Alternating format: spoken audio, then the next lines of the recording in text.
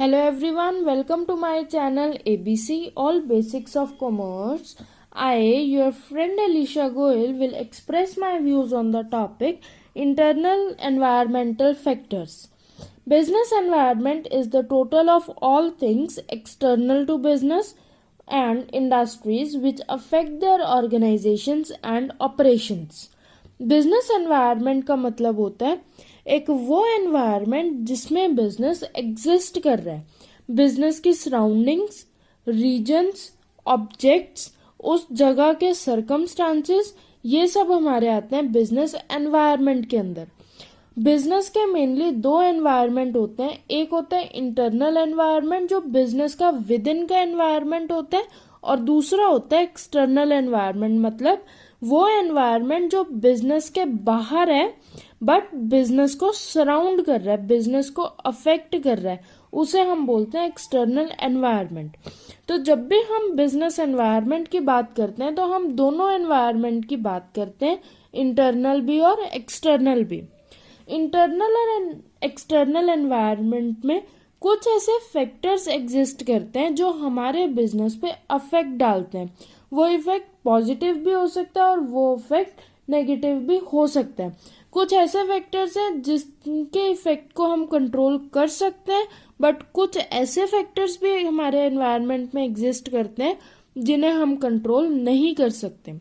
तो हमारी वीडियो का मेन टॉपिक है इंटरनल एनवायरनमेंट फैक्टर्स, मतलब इसमें हम बात करेंगे कि बिजनेस के अंदर कैसा एनवायरनमेंट है और बिजनेस के अंदर के एनवायरनमेंट में कौन कौन से फैक्टर्स हैं जो हमारे बिजनेस को अफेक्ट करते हैं, वो कंट्रोलेबल है या फिर अनकंट्रोलेबल है, इन सब की भी हम बात यहाँ पे करेंगे। तो सबसे पहले हमारे इंटरनल एनवायरनमेंट फैक्टर्स में आता है फाइनेंशियल रिसोर्सेज। फाइनेंशियल रिसोर्सेज का मतलब होता है फाइनेंस, पैसा, मनी, मतलब हमारे बिजनेस में कितना फाइनेंस अवेलेबल है, कितना हमें चाहिए कौन सी एक्टिविटी करने के लिए, हमारे बिजनेस में कोई इन्वेस्ट करना चाहता है या नहीं चाहता, ये सब हमारे बिजनेस पे अफेक्ट करेगा। अगर एक एग्जांपल से समझे तो अगर हम कहें हमें एक न्यू एक्टिविटी करनी है और न्यू एक्टिविटी करने के लिए हमें फाइनेंस चाहिए एक्स, बट हमारे बिजनेस में फाइनेंस एक्स अवेलेबल नहीं है, तो क्योंकि हमारे बिजनेस में उस टाइम पे फाइनेंस उतना अवेलेबल नहीं है जितना हमें चाहिए, तो हम वो एक्टिविटी नहीं कर सकते।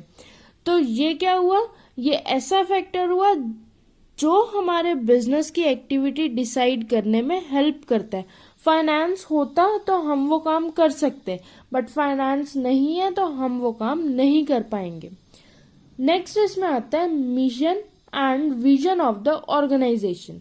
इसका क्या मतलब हुआ कि हमारे ऑर्गेनाइजेशन का विजन क्या, मतलब कहाँ से हमने काम शुरू किया और कहाँ पे हमें काम लेकर जाना है, वो भी हमारे बिजनेस की एक्टिविटीज को अफेक्ट करेगा। अगर हम कोई ऐसी एक्टिविटी करना चाहते हैं जो हमारे विजन के ऑपोजिट है तो हम वो एक्टिविटी नहीं करेंगे। तो हमारे बिजनेस को अफेक्ट करता है कि हमारे बिजनेस का मेन विजन कहाँ है, हमें अपने बिजनेस को कहाँ लेकर जाना है, वो अफेक्ट करता है कि हमारे बिजनेस में क्या एक्टिविटीज परफॉर्म होंगी।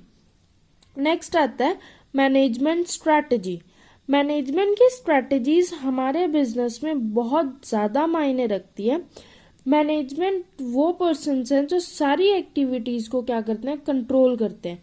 मैनेजमेंट हमारी क्या स्ट्रैटेजीज बनाती है, कैसे काम करती है, क्या रूल्स रेगुलेशंस वो बनाएगी अपने एम्प्लॉयज़ के लिए, आउटसाइडर्स के लिए, सप्लायर्स के लिए, कस्टमर्स के लिए, अकॉर्डिंगली ही बिजनेस काम करेगा।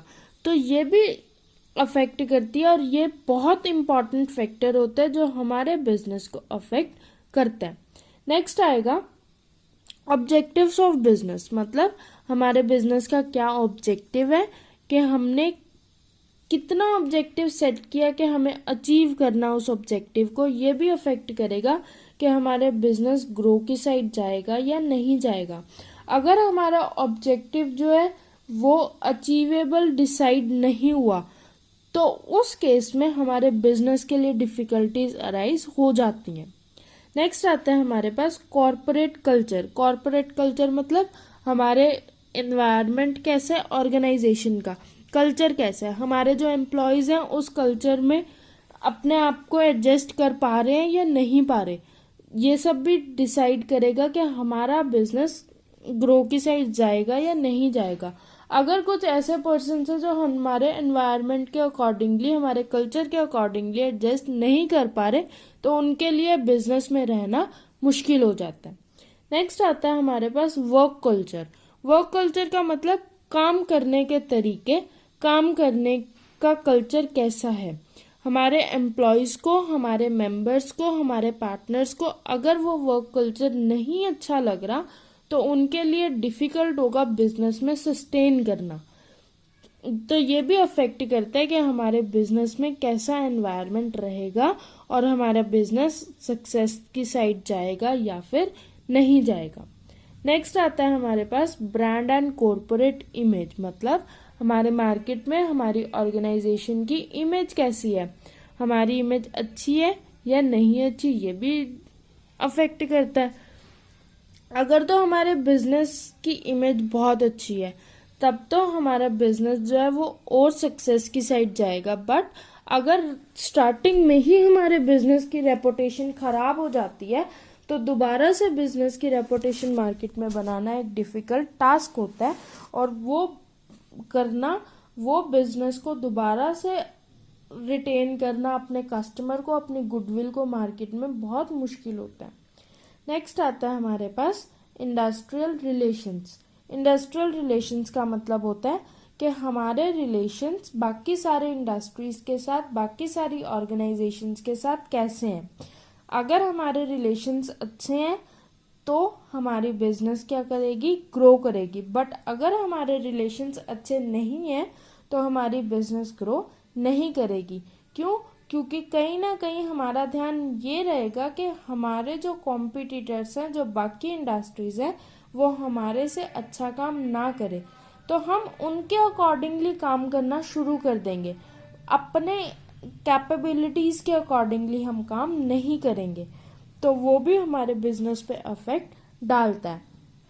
नेक्स्ट आता है हमारे पास क्वालिटी ऑफ इंटरनल कम्युनिकेशन। मतलब हमारी बिजनेस के इंटरनल एनवायरनमेंट में कम्युनिकेशन कैसी है, कम्युनिकेशन का पाथ कैसा है, हमारे एम्प्लॉयज़ को हम इन्वॉल्व कर रहे हैं कम्युनिकेशन डिसीजन मेकिंग में या नहीं कर रहे, ये सब भी अफेक्ट करता है। लाइक एक एग्जांपल से समझे, अगर हम अपने एम्प्लॉयज़ को इन्वॉल्व नहीं कर रहे तो एम्प्लॉयज़ मोटिवेट नहीं होंगे और वो अच्छे से काम नहीं करेंगे।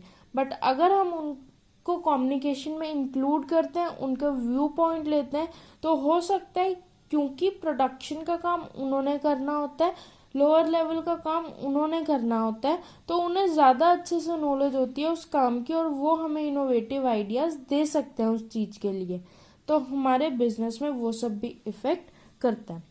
तो ये थे हमारे इंटरनल एनवायरमेंटल फैक्टर्स। मतलब हमारे बिजनेस के अंदर जो ऐसे फैक्टर्स हैं जो हमारे बिजनेस की सक्सेस में और हमारे बिजनेस की डिक्लाइन पोजीशन में क्या करते हैं, कंट्रीब्यूट करते हैं, उन सारे फैक्टर्स की हमने बात करी थी।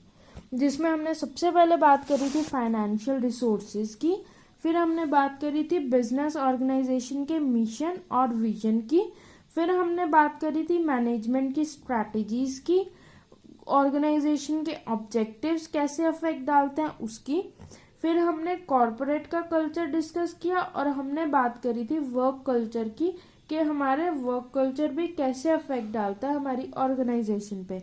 नेक्स्ट हमने बात करी थी ब्रांड एंड कॉरपोरेट इमेज की, फिर हमने बात करी थी इंडस्ट्रियल रिलेशंस की कि हमारे बाकी सारे इंडस्ट्रीज के साथ रिलेशन कैसे है, ये सब हमने बात करी थी। और लास्ट में हमने बात करी थी क्वालिटी ऑफ इंटरनल कम्युनिकेशन। मतलब इंटरनल कम्युनिकेशन हमारी कैसी है। ये था पूरा हमारा इंटरनल एनवायरमेंटल फैक्टर्स का टॉपिक। एक्सटर्नल एनवायरमेंटल फैक्टर्स की वीडियो भी आपके लिए जल्द लेकर आएंगे हम। तो अगर आपको ये वीडियो अच्छी लगी और आपको ये टॉपिक हमारा अच्छा लगा तो आप हमारी वीडियो को लाइक करें, शेयर करें, वीडियो पे कमेंट करें, ज़्यादा से ज़्यादा वीडियो को शेयर करें। और अगर आपने अभी तक सब्सक्राइब नहीं किया चैनल को तो आप चैनल को भी सब्सक्राइब करें, बेल आइकन प्रेस करें ताकि ज़्यादा से ज़्यादा वीडियोस की नोटिफिकेशंस आपको मिलती रहे। Thank you so much.